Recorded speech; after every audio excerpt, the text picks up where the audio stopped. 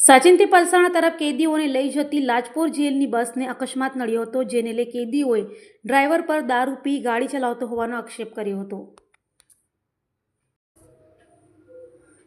સુરતના લાજપોર જેલની પોલીસ પર હાલ કેદીઓએ આક્ષેપ કર્યો છે। વાત એમ છે કે સુરતના સચિનથી પલસાણા તરફ કેદીઓને લઈ જઈ રહેલી બસને અકસ્માત નડ્યો હતો, જેને લઈ કેદીઓએ બૂમાબૂમ કરી નાખી હતી।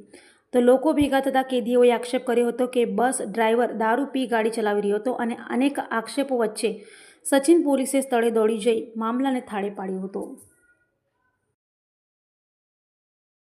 करते वो लोग ऐसा हमको बोलते वो लोग साहब दारू पी के नाटक करते हैं ऐसा साहब ये गाड़ी 120 पे गाड़ी चलाते वो लोग ये गलत है क्या नहीं गलत आप बोलो बोलो